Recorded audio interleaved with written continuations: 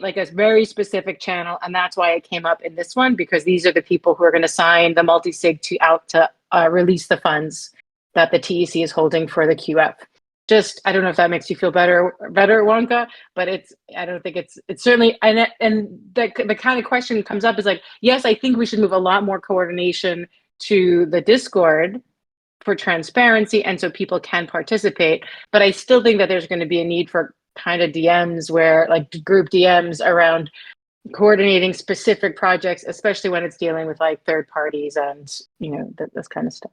So it's not because you weren't on the coordination chat that it didn't work, but it's a valid point anyway.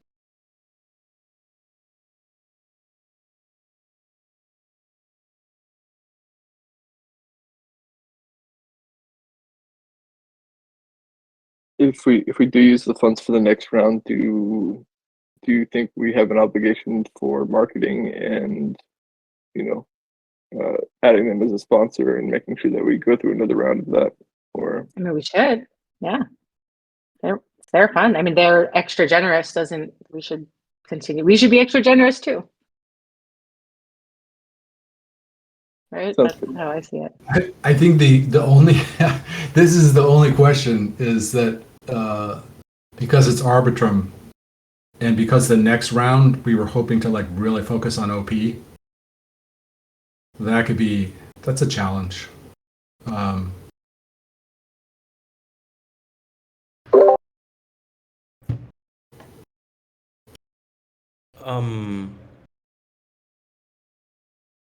Yeah, I've been thinking a lot around that of role of regranting, and yeah, I just want to mention that from in these rounds we have had this focus on TE projects, and yeah, I just came like as a thing that can be constructive. The idea of maybe for the future, yeah, having like another round also for like commons related projects, or cultural projects, also to not only support the technical projects, but also support the social layer, and that way also I see that I think that as we are somehow like a legitimate voice in the space, by doing this, I know other projects will also value more these cultural and commons related projects.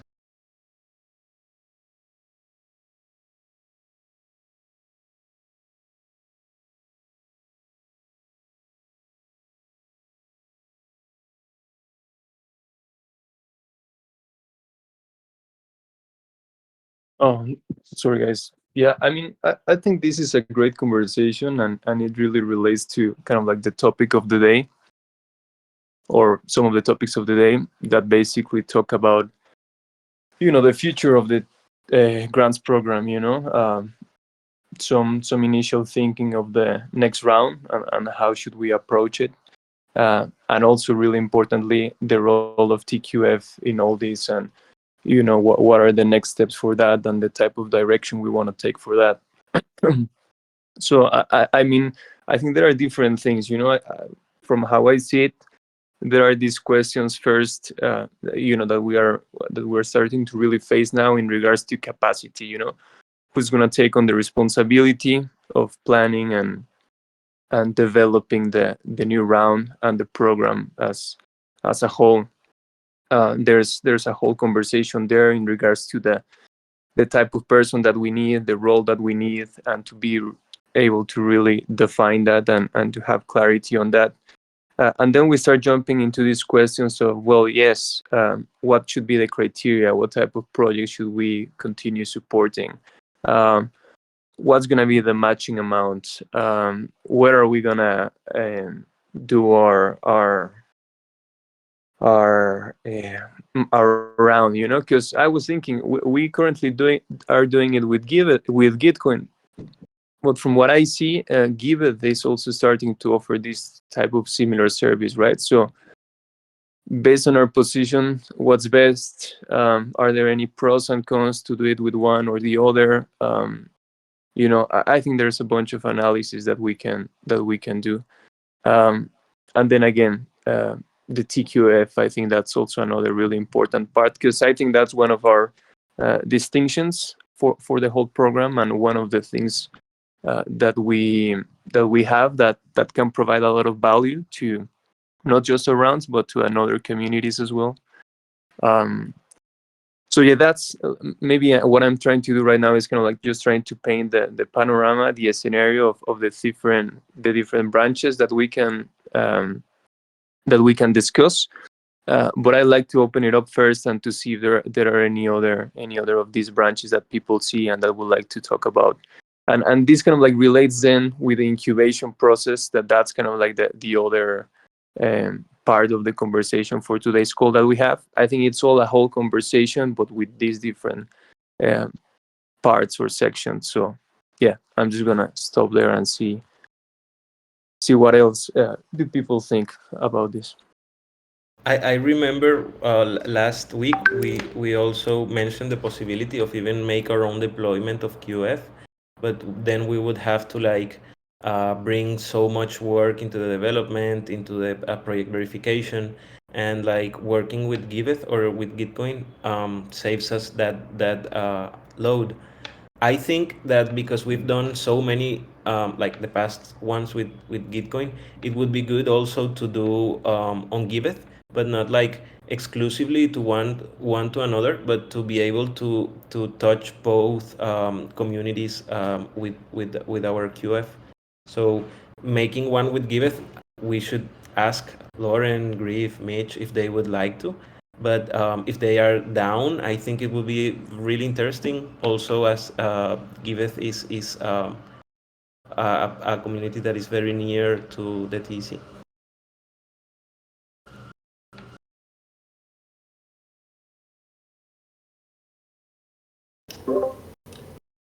Well, this gets us more into the incubation question, but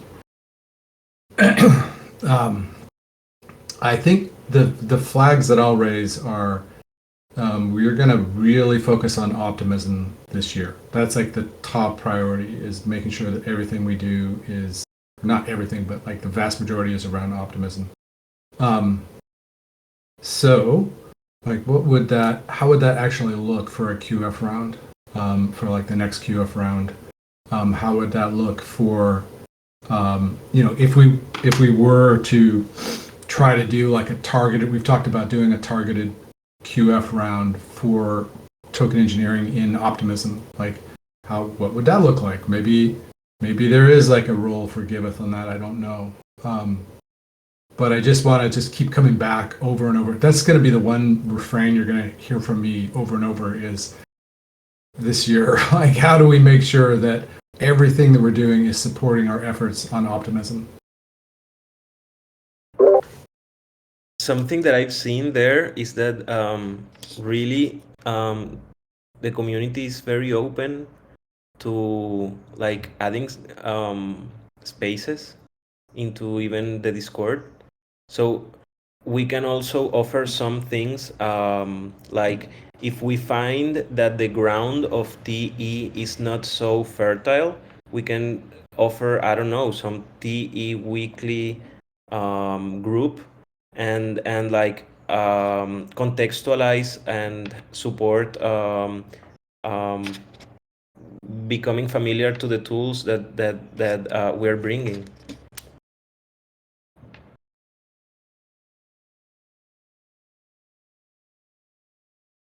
Yeah.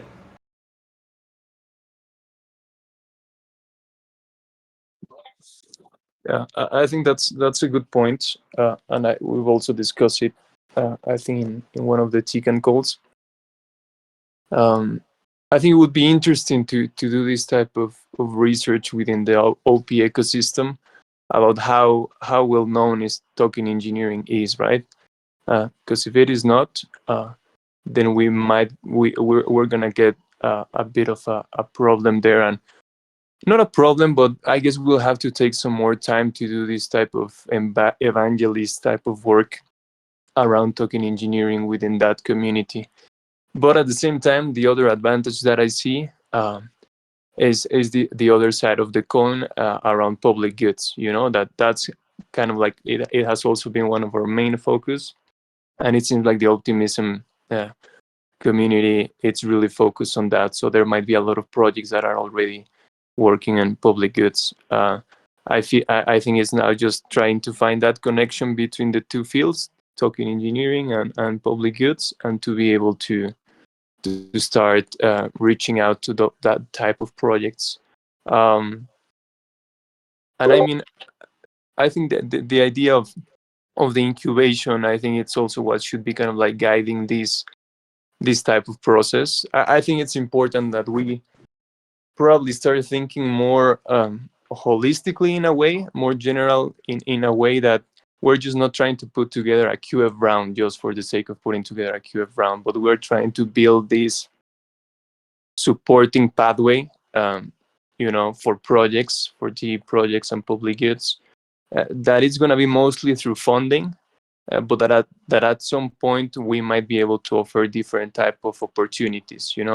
So start thinking more about how this process looks like. What are the type of rounds that we need to be able to make this process successful? Especially thinking just about this first year, 2024. How does that look like? What are the type of rounds that we want to have? What's the type of support? What's the type of projects that we want to have? And also to think a lot, we already have the experience of 3 rounds. I was doing some sort of tracking and data collection about the previous rounds. There's already a bunch of projects that we have supported and a bunch of money that we already given. So what has been the impact of that? What has been the results of that, and how can that connect with the following rounds? Maybe there are some extra benefits that we can give to the projects that were in the first round, right? Maybe we can start doing some sort of incentives program for them to be more involved in governance. I don't know, I'm just throwing kind of like random ideas, but the whole idea is for them to be able to be more connected into this incubation process, and in the process to also be connected to the whole TEC economy. That's kind of like the goal too. So that's kind of like my thinking on kind of like the approach that we should be kind of like taking. I want to jump in because I love your ideas so much, Bear. But there's 6 of us on this call, and I don't think any of us are going to actually take any action to do any of this. So I want to push for hiring, because if the person that we hired to coordinate this was on the call today, they could start actually executing these ideas. We're just spitting ideas into the void. And I really feel like these calls need to have some sort of outcome, because we could all wax poetically about how we feel, and you have so many good ideas, but I know you don't have the bandwidth to do this work. But imagine you could work with someone who could then execute on these ideas, and we could sort of have feedback loops and actually get this grant thing off the ground in the next couple of weeks. Like that's what I'd like to see as an outcome from this call. But I love your ideas. They're, of course, very well thought through, like just always really well through. I know your bandwidth is so limited with all that you're taking on. But if we hired the coordinator that could do this, that person could start. And they could start looking at the projects we've already funded, and they could start putting together a thesis for future rounds. And then now apparently we have something like 20K for a future round from another Arbitrum round, if we decide to do that, or do the analysis, or here are the 4 options that we have in this situation. There's actually, just seems like I know all of us on this call are not the people that are able to do that work right now. I'm going to piggyback on that. I think that's such a great point. So I've been thinking. Yesterday, I was just thinking about like the hiring thing, and I want to throw out kind of a thesis, like a very simple thesis, which is like it's related to a couple things. One is we have often felt on this team that we're kind of isolated. Like there'll be one of us that's like working on a project and just we're alone doing that, right? The times that have always felt the best and that we've always done the best is when we can swarm around stuff. And the thing I was thinking is that, if we were to, let's say, we've been thinking that marketing is the first priority, but what if we said, continue to work with Ephra. He seems to be doing a good job on the Twitter front, and just keep that investment steady for right now. And instead, like really focus on two positions. So the first position is the one that Tam is talking about, which is basically, like a programs lead for figuring these things out, figuring out what the future of QF looks like, how that might fit with like maybe a retro round, that's tailored to some of the stuff we talked about last Friday. What does that exactly look like? And then actually running those programs. And then the second one, I think this is the one that I was thinking about differently before, but now it's starting to become a lot clearer.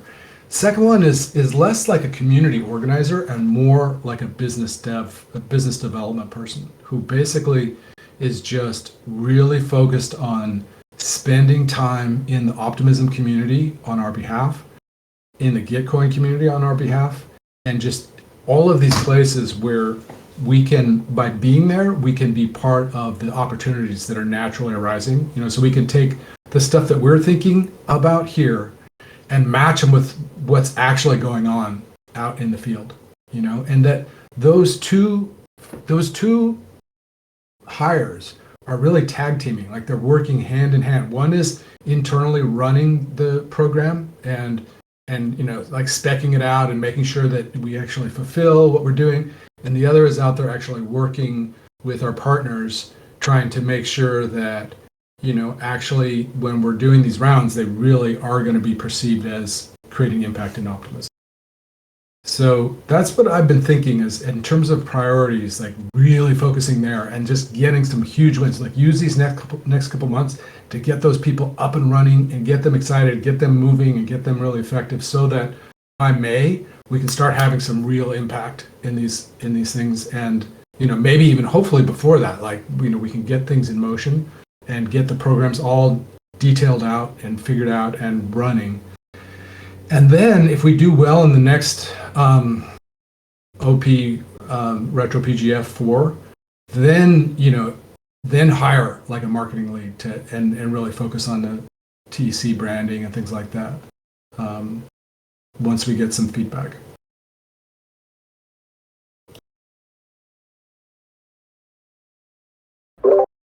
From my understanding, I think that we already have some people in those communities.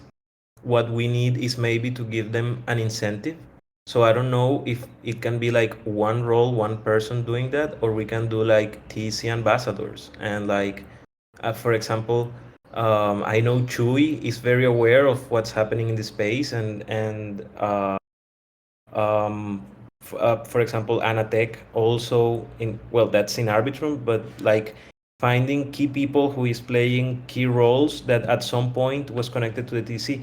I know in Gitcoin we also have some people that participated in the TC. So something that I think is to not look outside of the community that we already have, but to try to bring them back. Because there's people that those are people that we already know, that already understand the TC. We don't have to go through all the learning curve of the TC and like our team and our intentions. And so I think it'd be interesting to look for that.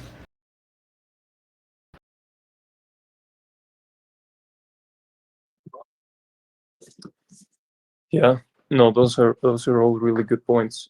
Yeah, I 100% agree that probably this is the priority, to define that and to hire this type of people. the way I've been thinking about it, based on what you're saying, Gideon, and based on our like last TEC calls, I was thinking that like marketing, it was really kind of like a really really big priority for the TEC, because it was just this idea of not just promoting the rounds and promoting the program, but also supporting this type of the events and this type of educational type of effort in regards to making token engineering more known and more discussed. So we were, I feel like we've been kind of like discussing it as one of our top priorities. And I do agree that Efrain has been doing a great job. And I think that maybe he could be the right person to take on this role more formally. That could be a possibility. But for example, my question in regards to that is like, then what's our assumption? Should marketing be our biggest priority right now, or then it just suddenly comes down like to kind of like third priority from what you're mentioning, to have more clarity on that front, because also this goes back to the numbers, right? We were considering also marketing as being one of our top priorities or top investments. Should that change? Do you see that changing? And just before I pass it on to you or to anyone else, yeah, I was thinking this position that you're calling like the business dev. I've been thinking more of it as something similar, but more as an ecosystem dev, ecosystem development. Someone who could take on, all of these communities and all of these type of quote unquote partners that the TEC has, and to be able to build these bridges. And I feel like ecosystem sounds more like what the TEC is trying to develop in a way. So but it's probably kind of like the same type of idea.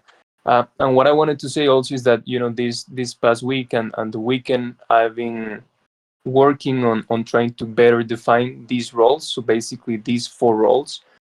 Well, for me there are 4. So the marketing lead, the grants program lead, the ecosystem lead, and the team coordinator, because that's the one that might not be as fancy. It's more kind of like administrative, but I think that's also an area where we are lacking, someone to be able to do the Scrum facilitation and be there to support the whole team. So these 4 roles I've been taking some time to try to flesh out a bit better. I have the roles there, or the roles are there in Notion. If you guys think it might be a good idea to review them, we can do that here in the call. We can do that async. But I think it would be good. I think it's the right moment to also start getting some feedback around those 4 roles. Because I think a step before actually starting the hiring process and looking for the people, I think we need to be really clear on the expectations of the roles that we are building, and to make sure they are detailed. So we can do that as well. So yeah, I'll stop there. Can you drop the link in the meeting notes or here someplace for the? I know I've seen it before, but I'm not finding it easily when I look through Notion. Yeah, no problem, Tom. I'll drop the link for the job role descriptions. And while you're doing that, Bear, I'll answer the question that you asked.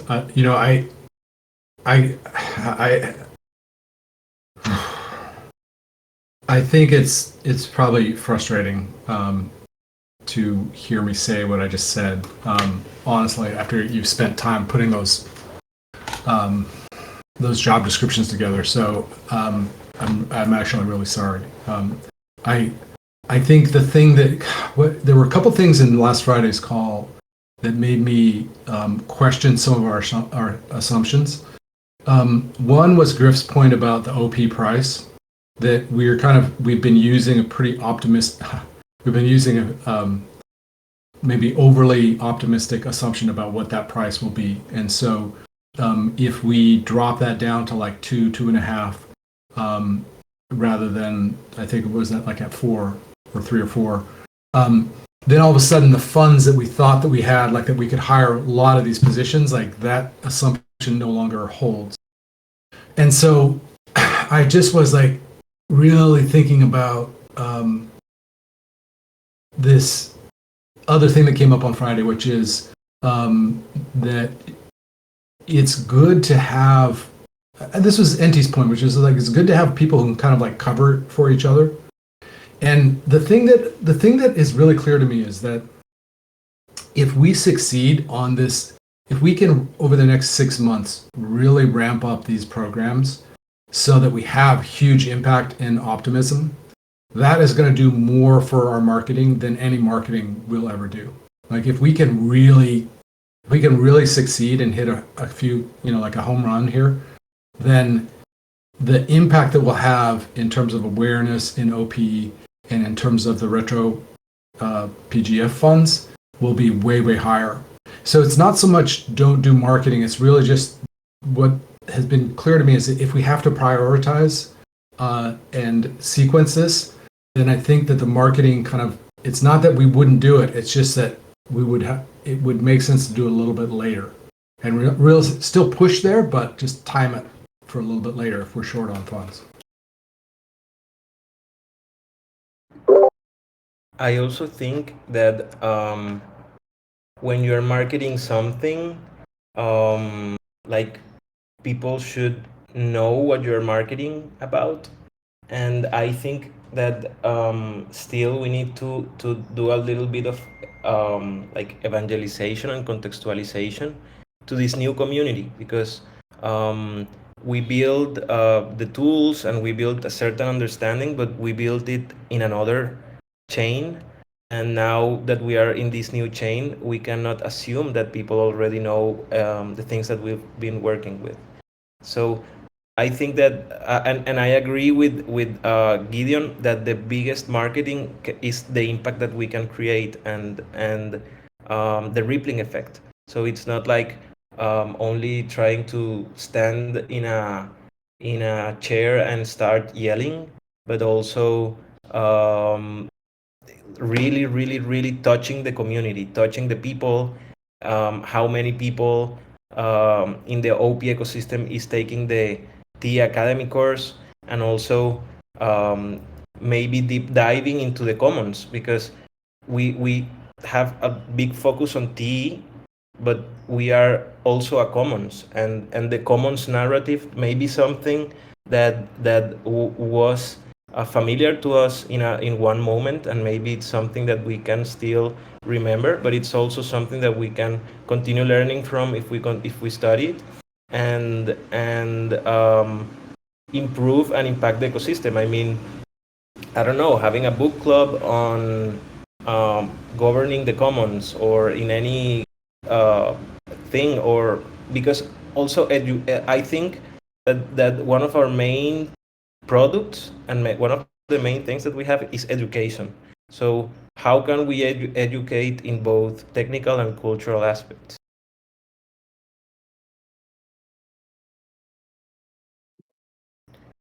So Yeah. instead of marketing like the TEC, we are like, hey, this is what we're doing, and come join us, and then we can our metrics. It's not only like how many people saw our tweets, but like actually like how many people got or like new people started the T course, the T Academy course, or went to a book club. Um, we can also like, there's also something, and it's that we can bring people to this server, so we don't even have to do the activities in the OP server, but we can like even just promote it there, and invite people, and it's just one click away from there. Yeah. No, yeah, and I think it has proven true. This idea of the doing has been probably our best marketing uh, strategy. The rounds that we've done, those have been our best strategy, marketing strategy in the past. Without them, would have not gotten any retro PGF. So I do really get that point, and I think it's important. And yeah, Gideon, please don't apologize. I totally get what you're saying. Yeah, I think, and I think it's just a matter of like scoping the work, right? The scoping the work that we do and adjusting to the circumstances that we have. And I don't really have any problem with that. I think it's just an important thing to do. And yeah, just wanted to kind of like get that clarification just based on those type of assumptions that we're using.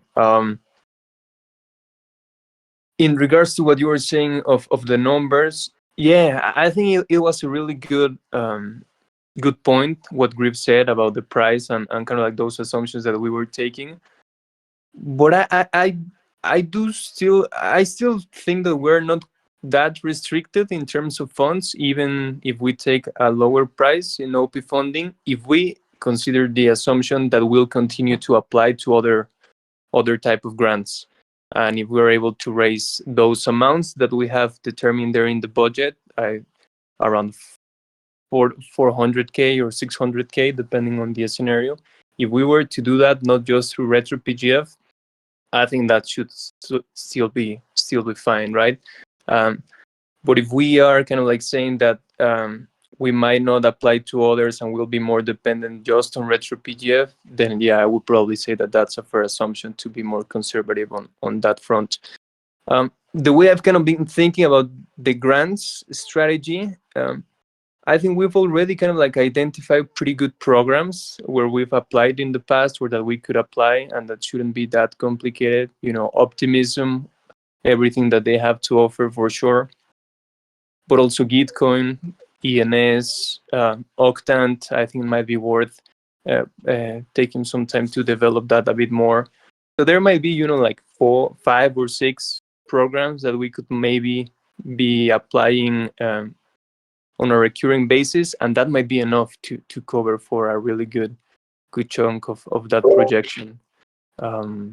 Sure, I also think the ENS small grants, and even we can like hire the GM team to do this. I mean, that's actually what they're doing, public goods grant management, and somehow like we can hire these people, like a person that maybe would have like a learning curve to deliver the best, or we can just hire these guys that have experience on this and have proven success, and they may take some share, but it's fair for the good work that they're doing. That on that sense. Just two parentheses. I don't think I have an invite to the TCAN calls, so if someone can invite me, share a link, I'd really appreciate it. I once went, but I don't have a reminder. And the other thing I think is that the same exercise of like having a role, a description of the role. Okay, sorry, I didn't know that. Is that I also think that everyone in the team should have a description of their role, because it's unclear when someone has a clear description of their role but others don't, and then like it's unclear. And I don't know if there's like a proposal being written about the coordination team, and maybe I am missing something, but it would be really, really, really cool to have clarity in all of that.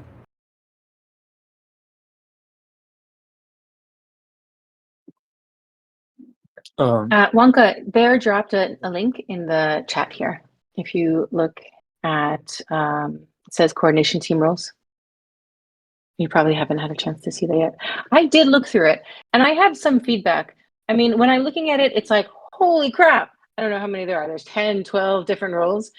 So prioritization, I think, would be a nice column to have here. Like, this is the lead. This is the top priority. We need to hire the grants lead.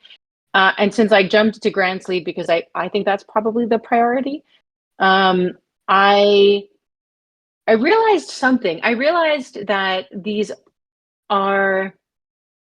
one in itself is probably going to be the first role that is hired, but we're expecting there to be already an ecosystem lead and a marketing lead and all of this sort of like structure that's not in place yet. So I wonder if this, I mean, I love structure and I love, but there's something about probably what we really need for this role is somebody like a scrappy startup person who's gonna, figure out how to get it done, even though there isn't an ecosystem lead yet, even though there isn't a marketing lead yet. And it only because this is probably the first role that's going to go out, I think we should set the expectations that there's going to be some ambiguity, and this person's going to have to navigate some ambiguity, and still, they'll have the coordination team to coordinate with, and the TCAN group to coordinate with, but there's not so much structure that they can actually that they should expect if they're the first one to join. I put some feedback in there. I might just grab this and put it in a Google Doc so I can make some comments that will more like you can decide to keep them or not keep them, but right now I'm leaving some comments in this. I hope that's helpful. But these look great. These are already fleshed out. In politics, there's this thing that sometimes there are things that are consuetudinary. I don't know if that's the word in English, that are like tradition, and that somehow they don't have to be so well written because they are already in place. And there's other thing that it's like aspirational. And for example, there are a lot of constitutions that say a lot of things in countries and that are not applied. So I think we need to find a good middle point between what we want and where we come from. So I totally agree with Tam that maybe trying to have such a structure such a complex structure when we are right now not so far, it would be more like an aspiration than really something that can be built effectively with the resources that we have.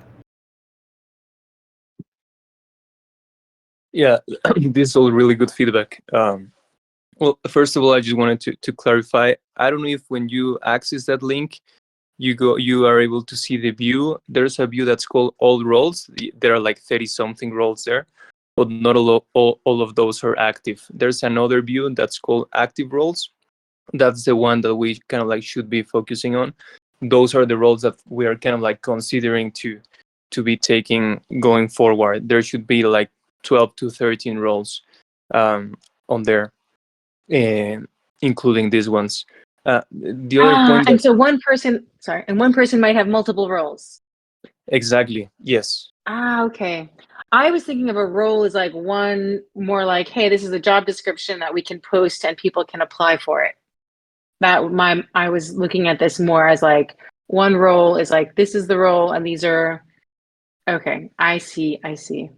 The reality is that, at least as of today, based on our prior experience, we haven't had any role that could be considered full-time, like having a person dedicating 30, 40 hours a week to one specific role. That's never been the case. And I think it's fine, and I think it has worked well. For example, with Isaac, he used to have two roles, right? He used to be the grants program lead and the team coordinator, and between those two roles, he would have like a full-time position. So the idea would be kind of like to be the same, for one person to be able to take 2 or 3 roles. That way we can have like a team of maybe 4 people and cover all the roles that are required and have these 4 people working full-time, like full-time positions. To complement that, well, I don't want to distract, but this is just kind of like a brief comment. There's another type of document that I've been working on, that just kind of like the summary of that. That's more kind of like a job position where it's more like, okay, this is the job position for Bear, and Bear has 2 or 3 roles, and these are these responsibilities, this is his compensation. It's kind of like a contract for the contributor in a way. But these are just more kind of like the modular roles that we have set in place. And just going back to what you were saying also, Tam, I think it's funny because I do think that from these 4 roles that we're talking about, the grants programs lead and the team coordinator are probably the roles that are more defined and more structured, actually based on actual experience. Because most of the most of the accountabilities that are there have been informed by Isaac. It's actually been work that Isaac has been doing, and that we kind of like being able to identify and say, okay, this is what you need to do to be able to properly run that round. So they seem to be pretty known workflows for these two roles. On the contrary, for the marketing and the ecosystem lead, I think those are kind of like more on the unknown side of things. I think would be kind of like the first time that we are trying to put together a role for something that we need, for something that we want, but for something that we don't have experience with, or none of us have been doing so far. So it's gonna be tricky. It's gonna be a bit more tricky. But I just wanted to make that clarification between the difference of these two type of roles that we have. Yeah, that totally makes sense. I mean, I think that we do have a model. The ecosystem development lead, in some ways, is kind of like what Regis did for Giveth Galaxy. Although, Griff also suggested some tweaks to that. But I agree fundamentally with what you're saying, Barris. Like, this is kind of an unknown, and I think it goes hand in hand with what Tam was saying. It's like, yeah, we don't really know exactly what this is going to look like. It's got to be somebody who's pretty entrepreneurial and is open to risk and excited, and just like a natural organizer, right? Like somebody who is like not afraid to go knock, like connect with people, and that's like a personality type. And I think the other thing with the program, I'll provide comments on the job description.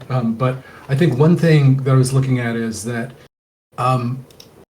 the one area that I think we're going to want some more focus on is in defining these new capital allocation programs, right? Like, what would, if we were to run our own retro round, would that look like? How, like, it's somebody who can really sit down and help us put that together, and who could sit down, like, if we end up doing the bounties program, right? It's like somebody who could sit down with Mark. Mark is actually, he said that he's interested in digging in on this. And so, like, if we can tap his expertise, wow, that would be awesome, right? So it's like somebody who can sit down with these kinds of folks and like basically start to open up the team to some that kind of like guidance and help, but who can also do some program development work, I guess is what my point is. It's like defining what the next versions of these things are. And I think that this person would get some help from me, from all of us here, Tam, like we could all provide some help, but it has to be somebody who is not just like an operations person to start. It's like somebody who's operations and also can like put new things together. That would be like my macro feedback on it. That's really good. But just to clarify, so you're kind of like referring to embed that type of work into a different role, or into one of these existing roles like the team coordinator? No, I'm saying so the way I've been kind of seeing this is that we've got the coordination team that's just focused on taking care of the TEC common pool resources, right? It's like, what is that? It's like, it's making sure that there's overall good coordination, making sure that we're taking good care of the common pool. Eventually, I think that our branding and communications, that's like a common pool resource as well. It's like shared by the whole commons, and there can only be one, right? But this other area is like a new business model that's going to sit on top of the economic model of the commons, and that's this capital allocation model. And so what we're doing is we're really hiring 2 people right now to start that up, right? And so we want one person who's going to be outward facing and like really about like getting opportunities and making sure that we're grounded in reality, that we're not just kind of thinking in our own heads, but it's like somebody who's really listening to what Optimism and Gitcoin are saying to us about like, this is where the real needs are. And then there's somebody who's like internalizing that feedback and systematizing it, like turning it into a service, right? That is going to work and that they can actually run. and they can get some help from the coordination team in running that, but they really have some sense of ownership over like shaping that thing. That's the thing that I'm thinking is if we launch our first business model, that we really need at least 2 people just who completely own it, and they really tag team together and feel like they have a good partner they can rely on, in addition to the coordination team and TCAN. That's the kind of where it just feels like it's wanting to go. But I just throw that out right now for like some feedback.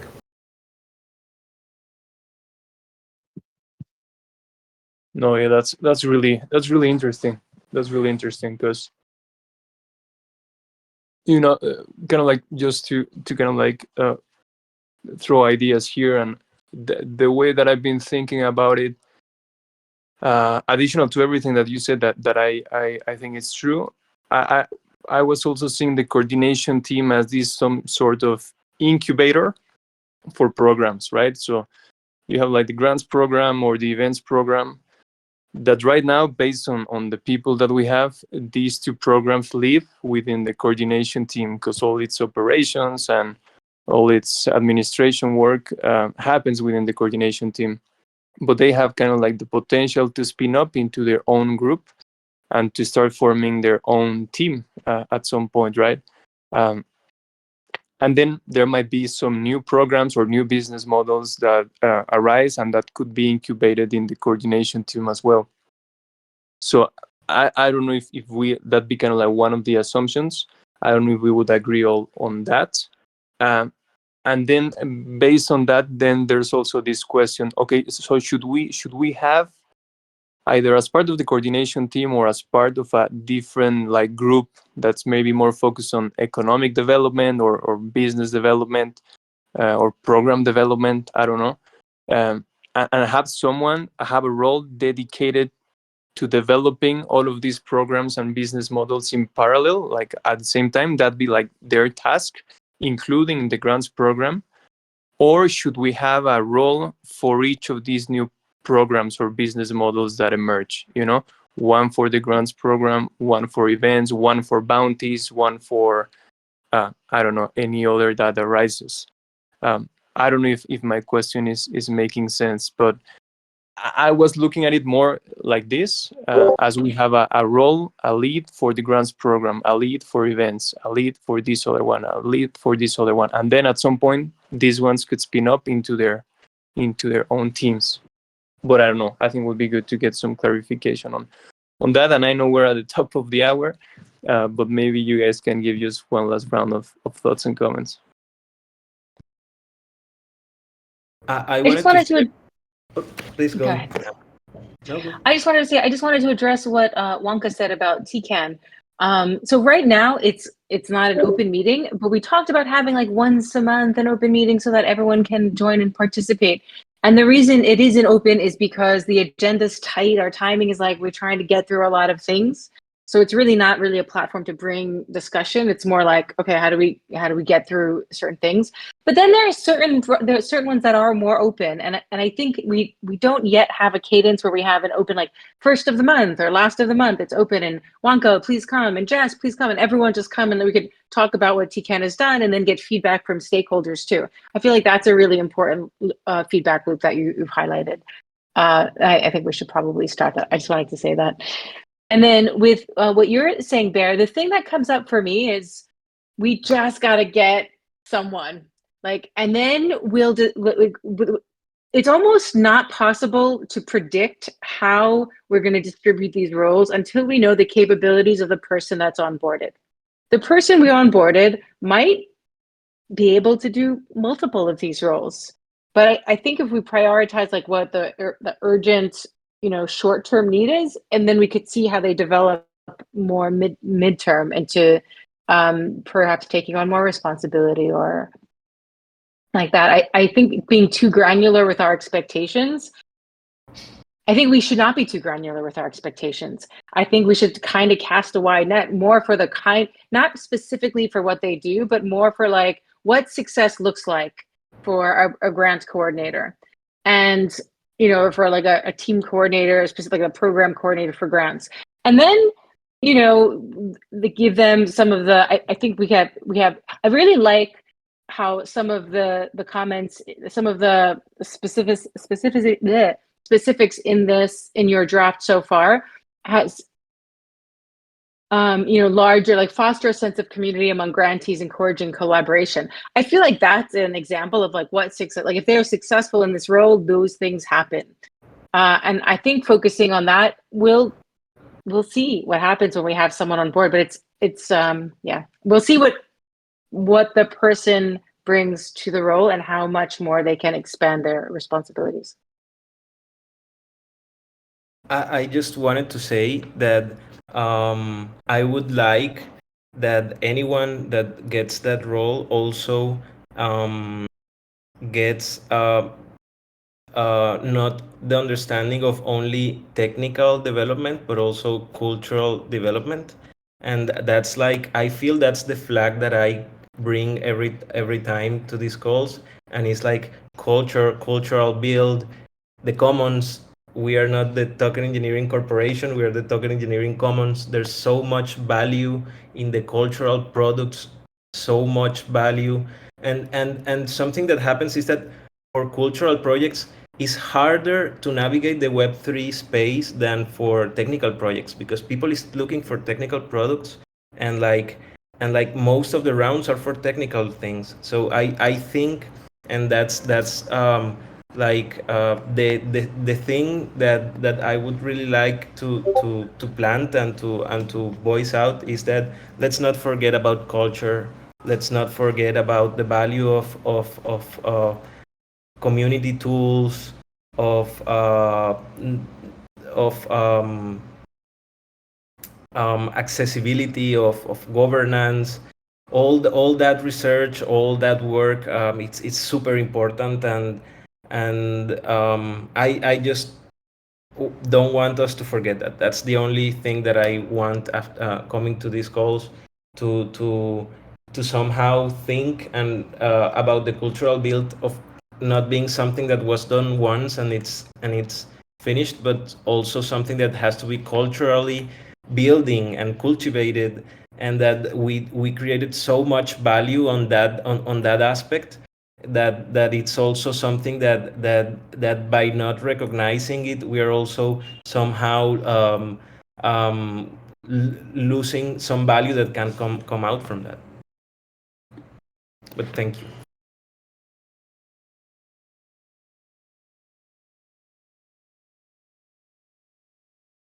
See you later. Thanks, Gideon. Thanks, Bear. Thanks, Nate.